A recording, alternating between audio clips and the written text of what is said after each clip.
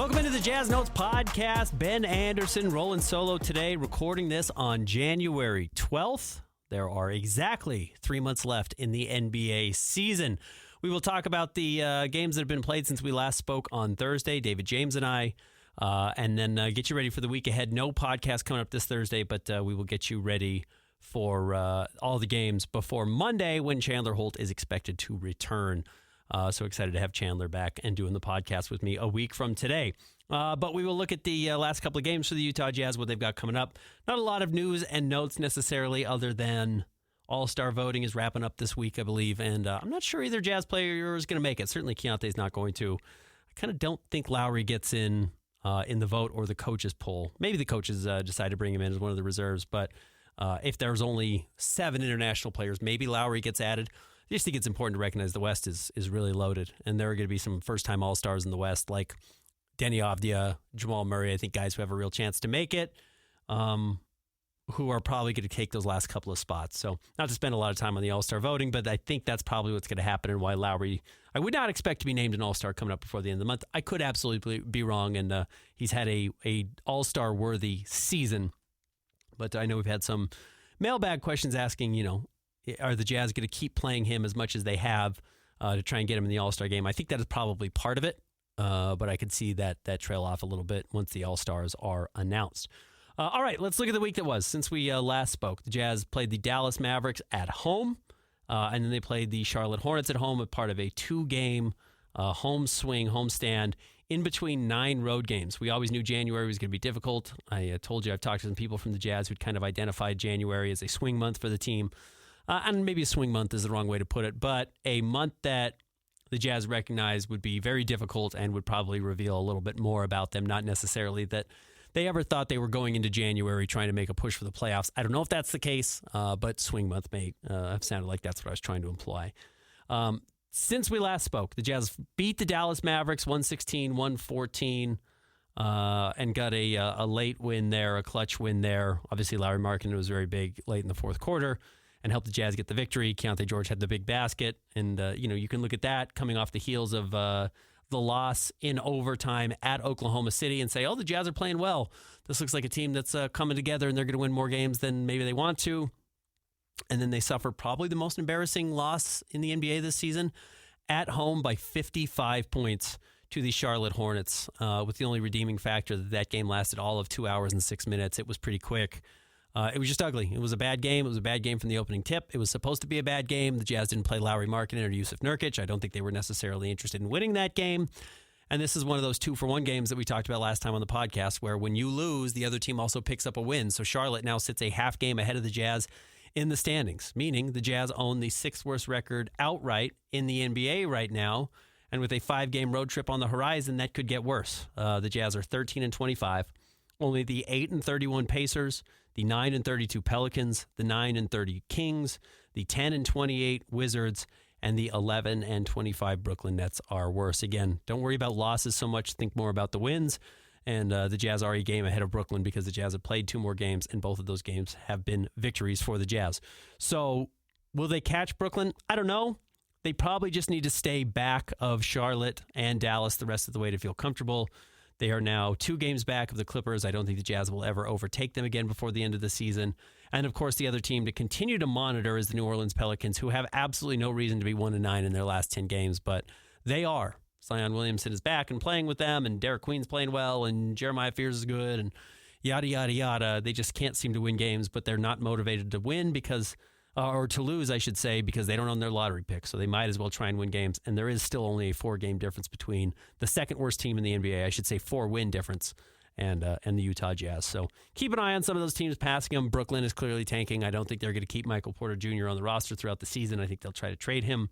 And with the Jazz not trading Lowry, it certainly seems that should be attractive to other teams because Michael Porter Jr. is pretty similar in his ability to get buckets and not necessarily need the ball all game.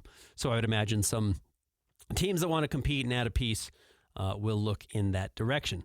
So the Utah Jazz, like I mentioned, 13-25 coming off a 55-point loss to the Charlotte Hornets. I could belabor it. There's really not a whole lot to say. Jazz wanted to lose that game. They did lose that game, and I think you're going to see more games in that vein the rest of the year, though I think 55 points, it's the second worst loss in franchise history. It's the worst loss since the team moved to Utah. I don't think you will see that necessarily.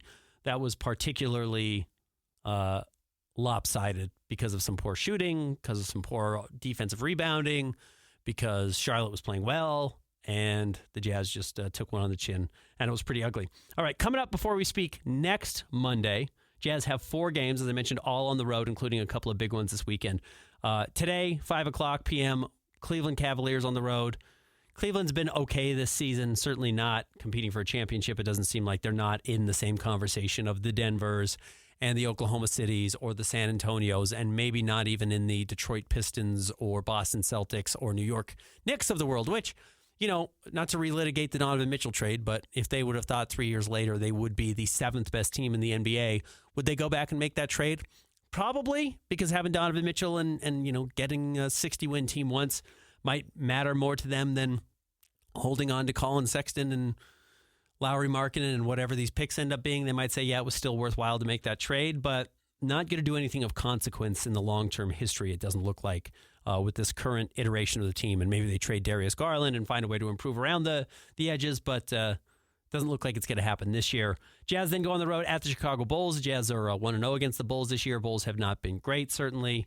So that game is coming up on Wednesday. Chicago, after their red-hot start to the season, now sits at just 18-20. It's just funny. Every year, the Chicago Bulls are the Chicago Bulls. They're going to be a 500 team competing for the play-in tournament spot. They're 5-5 in their last 10, 18-20, like I said, just a hair below, literally one win, taking away a loss from being 19-19 on the season. They are just exactly what you can pencil them in to be. Jerry Reinsdorf, their owner, is happy to compete for mediocrity, and that's what they do over and over.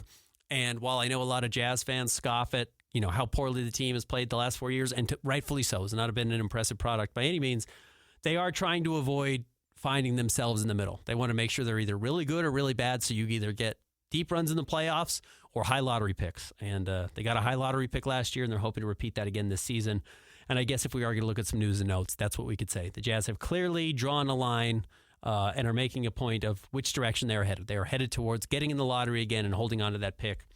And by having the 6th worst record in the NBA right now, they have a 96% chance of holding on to it. So pretty high likelihood if things were to hold steady, the Jazz would end up making their pick. 4% could still happen. The Mavericks jumped up to the number 1 pick with a 1.8% chance overall. The Jazz could certainly drop 3 spots and go to 9, and that pick would then belong to the Thunder. But it doesn't look like that is going to be the case. Continuing on with this Jazz road trip, they will play Thursday and Saturday on the road in Dallas. Dallas is a half game ahead of the Jazz in the standings as we speak. Dallas is 14-25. The Jazz are 13-25. So the only difference is that Dallas has played one more game, and that game would be a victory. So if the Jazz win those, they will overtake Dallas and move into that 7th seed. If the Jazz lose both of those, they could probably put 2.5 games between themselves and Dallas, which again, you start to wonder even this late or even this early in the season if they would ever come back and make up those games. What I would keep an eye on is with Anthony Davis tearing up the ligaments in his hand in that loss to the Jazz earlier this week, or last week, I should say, they probably start tanking pretty soon. That's going to be a team that's not going to be all that interested in winning games. They only own this lottery pick the rest of the way.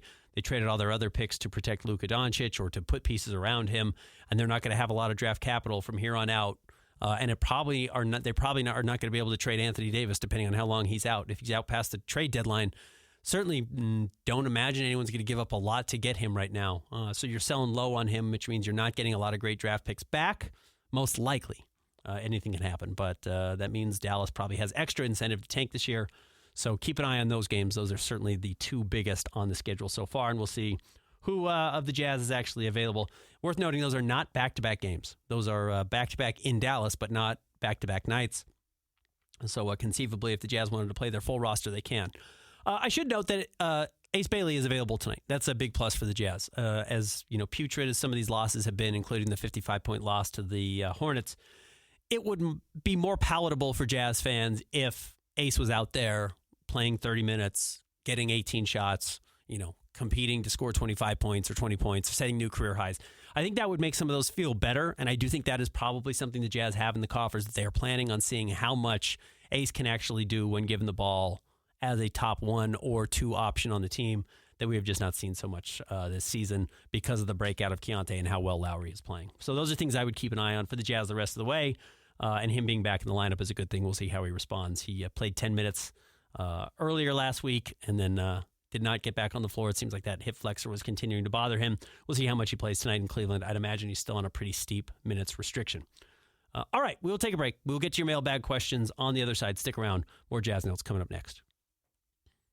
Welcome back to the Jazz Notes podcast. Ben Anderson rolling solo today. Okay, as always, find me on Twitter at Ben's Hoops. Read me at KSLSports.com.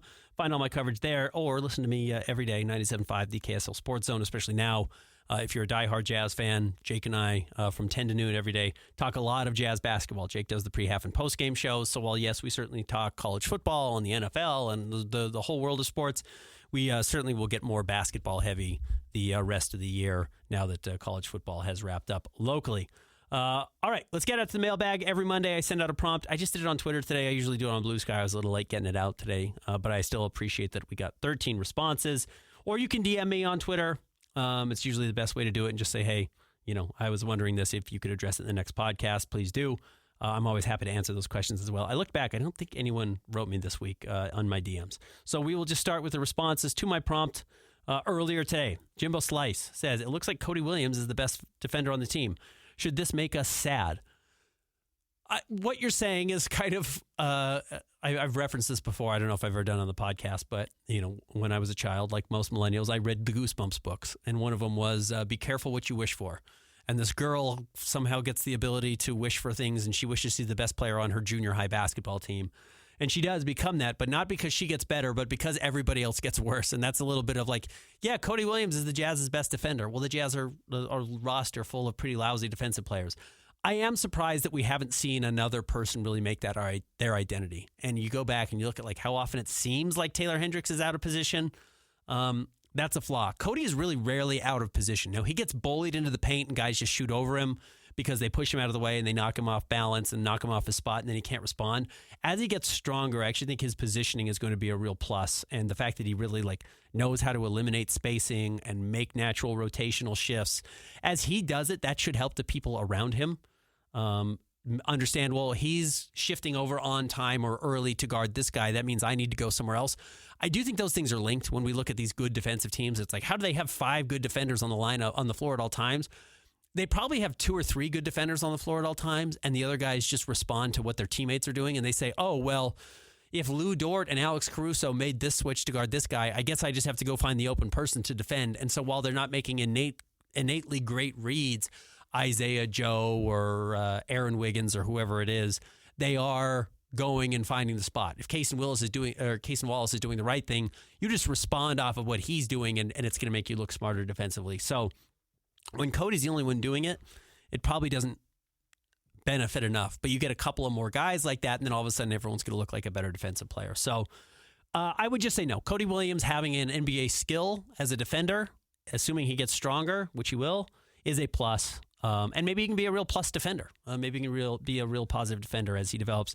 And the fact now that he's showing he has some identity offensively, which is the ability to drive into the paint, is a major positive for his ability just to stick in the NBA. Because I think there was a real question of whether or not, maybe not even a question, there was a real doubt that he was an NBA player, and now it's a question. So he's moved from doubtful to questionable if this were an injury report. And that's a good sign for Cody. He needed to make some development. And you just never know when these guys are going to break out. Something I've learned a lot doing this. I used to think I knew a lot about the NBA, and the closer I get, the less I know. I've realized the less I can predict things accurately, and maybe that makes me a bad podcast host or writer or radio host, but I do think I've maybe gotten over myself a little bit and understand, hey, new things happen all the time. And Cody may have had the worst rookie season we've ever seen. It doesn't mean he's not going to make it in the NBA. Keontae George did not have promising numbers as a rookie and even as a sophomore, and then jumps out this third season has been terrific. Tired Dad Energy. A lot of questions, but happy to answer them all. Do you think we'll ever see any more draft pick consolidation trades, similar to the trade the Jazz did for the Suns' 2031 future first-round pick, where they gave up 3 seconds to get one unprotected Suns first? Yeah, it's certainly possible. He says, particularly given that the Jazz have 3 2027 first-round picks. It's their own, the Lakers, and the best of, I think, the Timberwolves and the Cavs still. And then the worst of will go to the Suns in that trade. Could you do that and reallocate for the future? Certainly possible. But the nice thing is just see that through. Like, I think the Lakers should be pretty good next year. When you have Luka, you're generally a pretty good team, but it's been teams have disaster years. Luka gets hurt, and all of a sudden, are they any good? Or Austin Reeves gets hurt. They don't ever address their big man problem in the paint. And then you just kind of are mediocre, and then the wrong thing happens, and you're 8 games below 500, and the team can't make it to the playoffs, and they say, well, hopefully we can lose as much as possible and move into those top 4 picks because it's a top 4 protected pick that they owe the Jazz. And if that were to convey, the Jazz would gladly take a unprotected pick or a number 5, I should say, number 6, number 7 overall pick from the Lakers if they could get it. So I think you hold on to it. You don't make that trade until you know what you have. And the Jazz, the smart thing about the consolidation trade they made with the Suns is by it always being the worst of those first round picks, maybe randomly you could have a year where that's going to be the 14th overall pick. That the Cavaliers fall apart and the Timberwolves fall apart and the Jazz fall apart and all 3 of those teams are in the lottery. The nice thing is if you give the worst of those, it's never going to be the number 1 pick or the number 2 pick. By definition, the Jazz will get that pick. So that's the advantage there. You would have to give up some type of protection on those picks, I think, to not want to give them up. The reason the Thunder are as relevant as they are is they've hit on a lot of those. Well, if everything goes wrong for the other team, we're going to be in really good shape trades. And the Jazz are doing working their hardest to make sure that they aren't the latest team to pay off the Thunder with a move like that. So I could see it. I don't know if the Jazz want to keep making trades, but it may just be we'll trade you this year's first for a 2023 or a 2031 first, with maybe slightly less protections. That's what the Spurs did to the Timberwolves. The Timberwolves traded their number 8 overall pick, the Timberwolves, traded their unprotected 2030 or 2031 pick to the Spurs for the Spurs' second lottery pick the year they drafted Steph Castle. So last year or 2 years ago, and drafted Rob Dillingham. Rob just doesn't play. He's just not a very good player yet, and maybe never is. And the Spurs got a future unprotected pick out of it. I could see something like that from the Jazz if, let's say they get the 7th pick from the Lakers next year and the 12th pick of their own next season, and they don't want to make 2 lottery picks. I could see that happen, maybe more than a consolidation trade. More retired dad energy.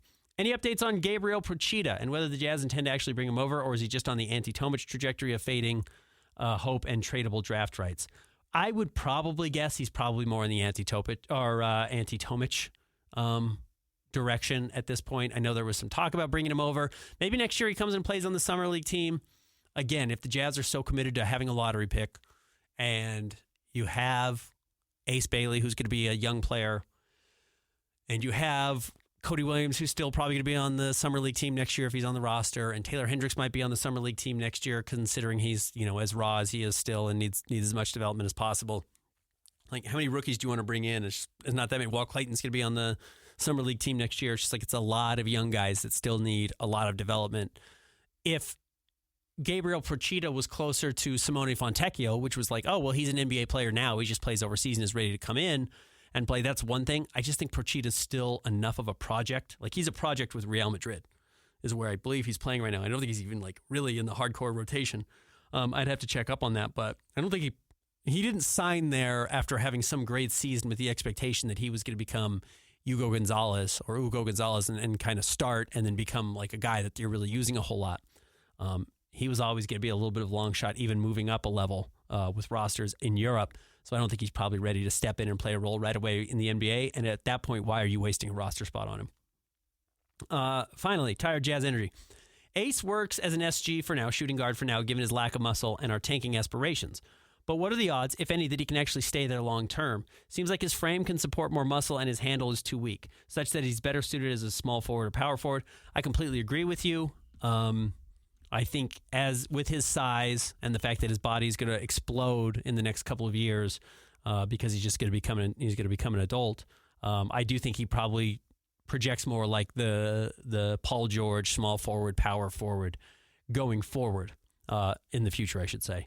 But I would also say I wasn't ever sure that Keontae George was going to become a point guard. I didn't know if his handle was going to develop or his kind of vision for the game and an understanding of the offense was going to develop as a point guard.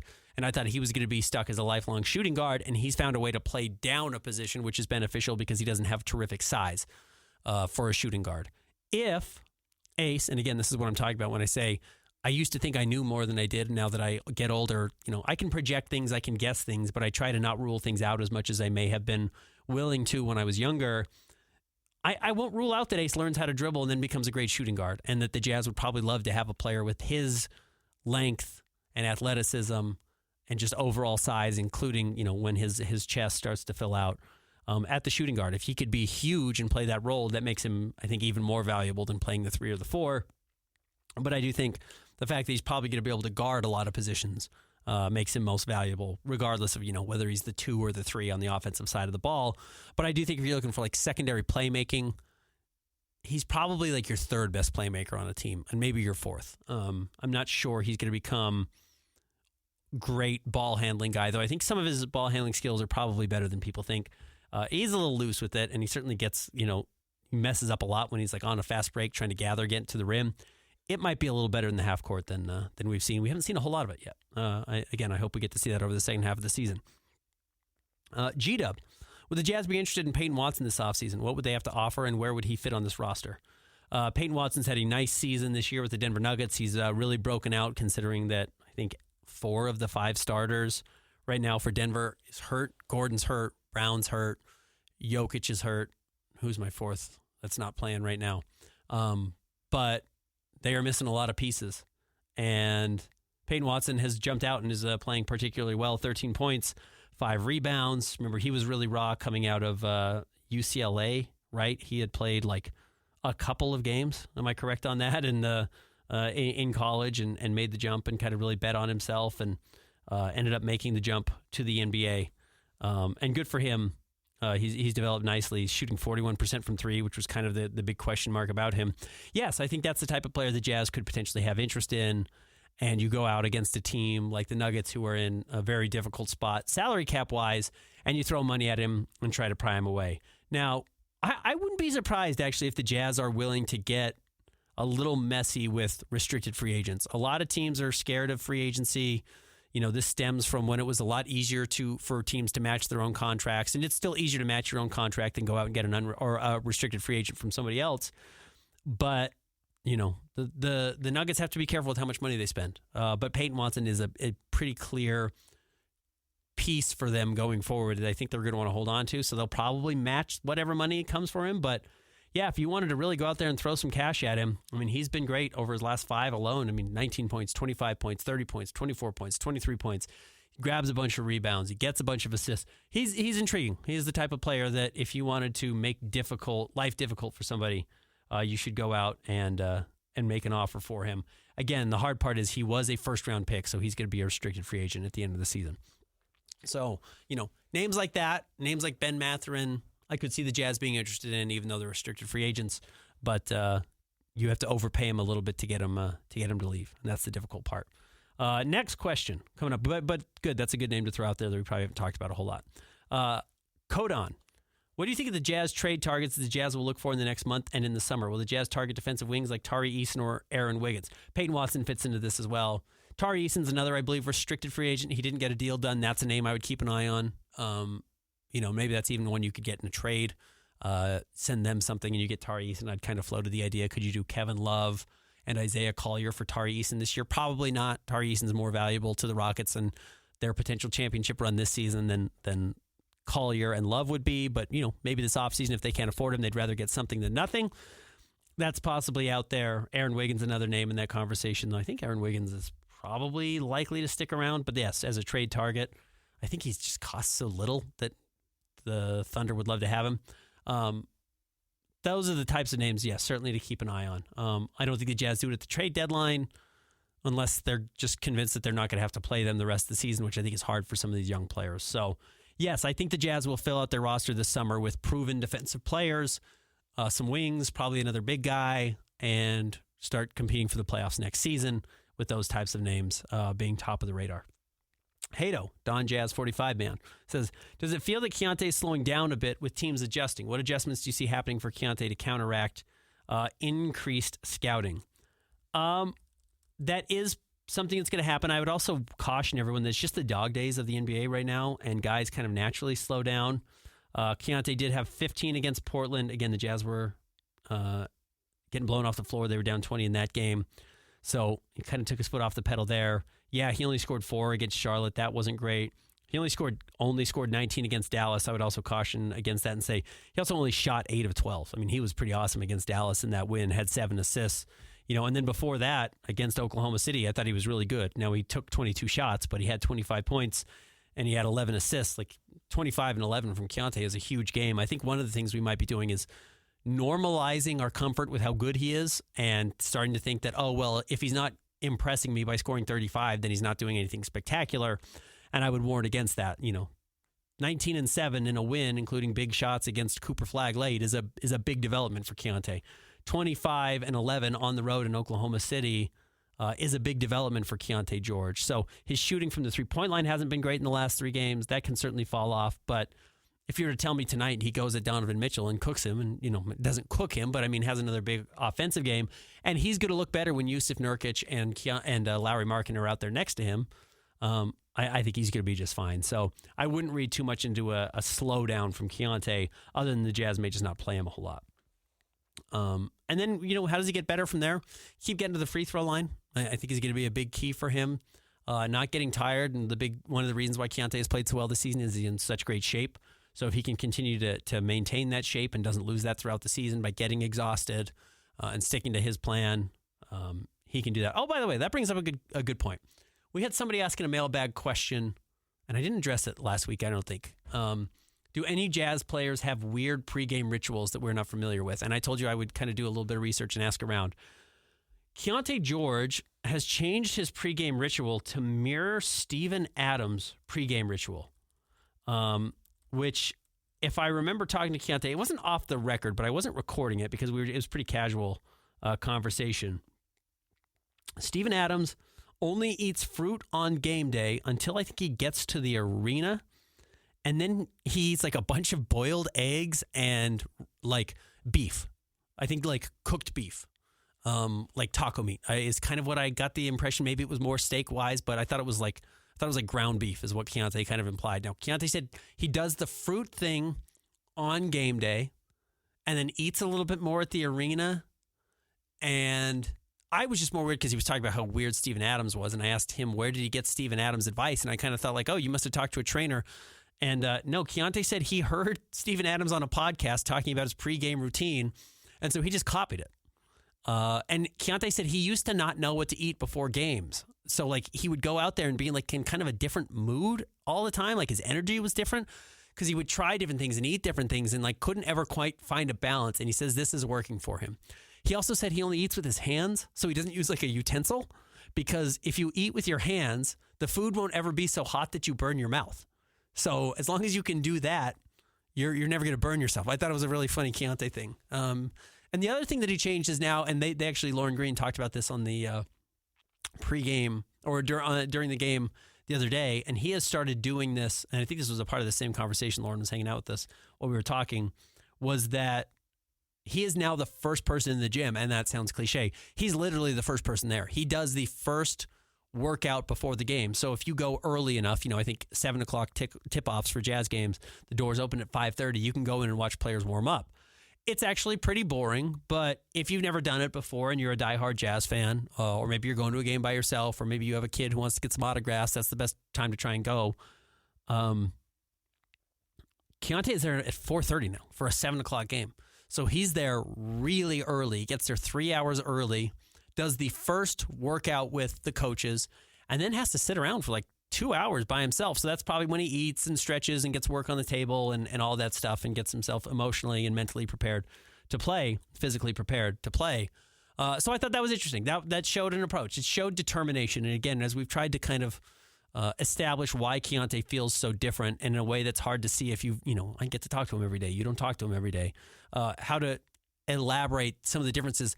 I think being deliberate. So there's some real deliberate things he's doing on the court and off the court and in his pregame that seemed different versus I get what he was saying. Like it was all kind of a guess. That did kind of feel like his approach. It was all just trying to figure out like who he is. What does he do? How does he become a guy? It seems like he's gotten better at addressing some of those issues. So I think that's really impressive. So I thought that was kind of a funny answer from Keontae. But I did follow up. I said I would, and I did. That was a pregame thing that has changed for Keontae. Continuing, Hato says the front office seems to be on the fence of tanking. One night they sit guys, then the league gets mad, then the next everyone plays. Do you see them committing either way or tiptoeing their way through this? And do you think guys like Lowry and Key have been told they're planned by the front office? I do think everyone just has an understanding of what's going on. These guys are on social media. They're smart enough to be able to recognize the patterns. But the young guys probably don't care. They just say, oh, good, I get to play. Good, that's all I care about. I could be on the bench not playing. Like Cody Williams could be buried on a team never playing and watching his NBA dream drift away from him. Or you can be out there and, taking a negative 60 plus minus and also getting 35 minutes and saying, I wasn't getting this anywhere else. So I don't think the young players actually care about tanking, if I'm being honest with you. The veterans might, and even then some of the veterans are probably like, cool, I've got my guaranteed contract and this is going to allow me to stay healthy for another year. Great, that's just fine for me. I think there is some of that balances. And yes, the Jazz are going to tiptoe around this as much as they can. I don't think they want the embarrassment of another fine. I don't think the money matters, but I don't think they want the embarrassment of taking another fine. So if you can rest guys at home, like Lowry Markkanen as much as possible, and probably even Keontae George later in the season, and have to play them on the road, hence Lowry playing tonight, and Yusuf Nurkic doesn't have to play every night because he's not an all-star, so he doesn't fit into the rule in the NBA that you have to play your stars on the road. Jazz are going to do that. But I do think where I would disagree with your question is whether or not the Jazz are on the fence of tanking. No, the Jazz clearly want this pick. I mean, everything they're doing right now is telling me they want this pick, and they're going to do what they have to get it. Jackson Gordon, do you think Ace could put up the same production as Kahn, VJ, Cooper, etc. if he got the same minutes and shots as those guys are getting, or do you think he's a step behind those guys, which is why he isn't getting those same opportunities? Love the pod. Thanks for listening, and thanks to all you Jazz sickos who are responding, even after the Jazz lose by 55 points. We're getting 16 questions now, which is very cool. Yes, I think Ace would put up more numbers on a different team. Would they matter? I don't know. Does it matter what he's doing now? I don't know. It probably doesn't hurt that he has some checks and balances, and I think you can ruin guys by giving them too much too early. Then again, the Jazz gave Keontae everything he could handle the first 2 years, and he didn't play well, and then this year, all of a sudden, he's really good. So maybe it doesn't matter. Maybe it's different for every player. I do think because of Ace specifically, and not because of the person, he's a delightful person, I do think his style of play, if you just let it go off the rails entirely, you may not ever figure out what all the things he can do. You may never see all the things he can actually do. And by keeping him in a little tighter confines like the Jazz have this season, you've seen some of the playmaking. You've seen some of the defense come out. I think that has been beneficial for him and the Jazz's developmental plan versus just saying, don't worry about defense, just go score a whole lot, and we'll see if you can score 25 points a game. I think the scoring will come. I think he's going to score 20 points a game in the NBA. He's just so gifted naturally. He's got such great physical tools. He's a good shooter. That will come. I think trying to lay the groundwork as a guy who does some of the other things will just benefit him long term, even if it's maybe not, let's just get the Ferrari up to 100 miles an hour as quickly as possible. You're trying to break him in a little bit.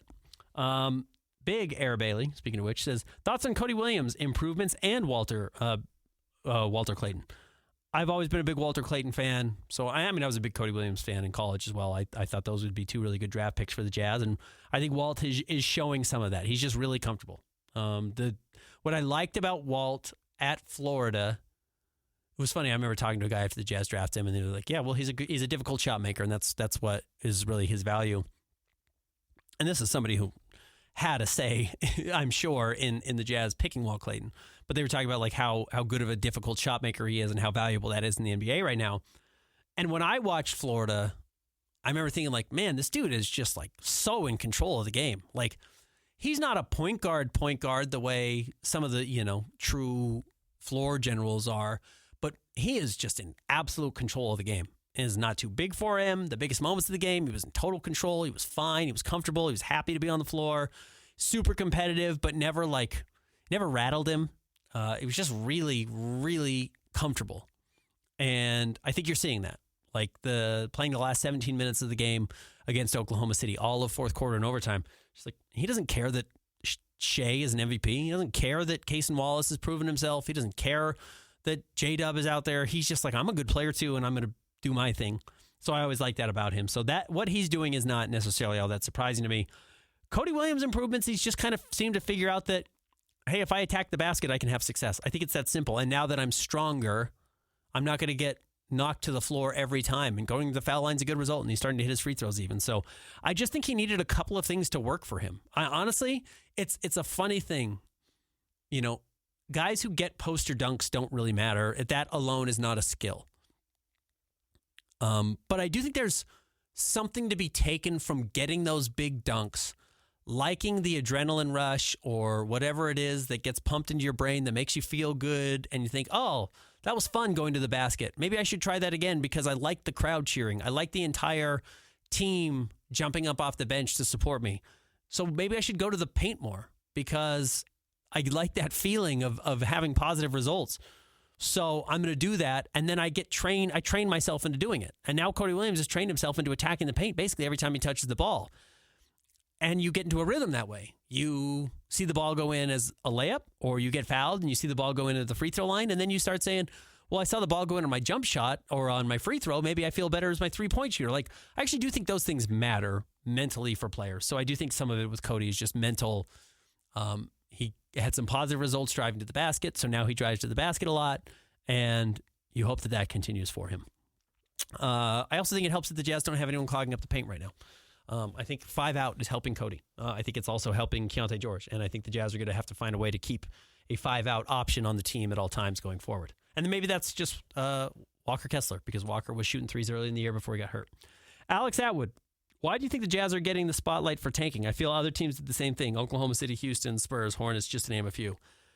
They absolutely did. I do think part of it is because the Jazz have traditionally been a team that didn't tank, and they have now cranked it up to an 11 that I do think has caught some people off guard. I do think the Jazz are maybe one of the more egregious teams. The Jazz are clearly better than their record. And really last year were clearly better than their record and sat so many guys so often that it caught people's attention. But I do think there is almost this weird expectation that, oh, the Jazz are one of these teams that hasn't historically done it. Why are they doing it now? The Spurs have always done it. The Spurs tanked to get Tim Duncan and it worked. And then when they've needed to tank with injuries beyond that, they found a way to do it, and they get Victor Wembanyama. They've been more beneficial. They've benefited more from tanking than the Jazz have, but they've always kind of tanked. And some of these other teams have never been afraid to. Oklahoma City underwent one of the most egregious team overhauls, and not that many years of tanking, but certainly had some year. I know there are people who are like, Oklahoma City didn't actually tank. Yes, they did. If anyone tells you they didn't tank, they don't remember. Jazz fans remember some of those teams you'd play late in the year, and they were playing literally 7 guys you've never heard of. Like, it was crazy to see the lineups they were rolling out there. So the Thunder absolutely did. And then I would also just say that, like, you're really close to it, so you're seeing people criticize the Jazz for tanking. I'm sure Thunder fans remember the criticism they got, or Rockets fans or Spurs fans in their city, that they felt like, maybe the national media was picking on them. So I do think there's some expectation that the Jazz wouldn't do that because they haven't historically, but also you're just feeling it because it's close to home now. Jesse, the 99th problem, says, how much do the Jazz value Walker, Cody, Taylor, Bryce Sensabaugh, Isaiah Collier, Kyle Filipowski, and Walter Clayton? Should any of them be nervous on deadline day? Everyone should be nervous on deadline day. There's nobody on this Jazz team that's untouchable. I think there are a few guys the Jazz aren't going to trade, Lauri Markkanen and Keontae George specifically. But if the Jazz thought, hey, we can cash in on and get another future asset or a first-round draft pick, or maybe swap a guy for another. Like, if the Jazz said random player, they didn't have any faith in this guy becoming somebody, and I'm not going to even put a name on it because I don't know who that would be. And let's say the Sacramento Kings said, hey, we're giving up on Devin Carter. He just doesn't fit with us at all. And the Jazz like, oh, well, we actually think Devin Carter might be able to come in and play a role here. And look, Devin Carter's another guard who was a lottery pick the same year as Cody Williams and is awful. And I should say that, like, he's not in their rotation. He's in the G League. He's putting up good numbers in the G League, but it doesn't seem like the Kings have a lot of belief in him. And it's worth noting he's almost 24 versus like a Cody who's 21 now. So this is a much more finished product in Devin Carter than a Cody Williams is.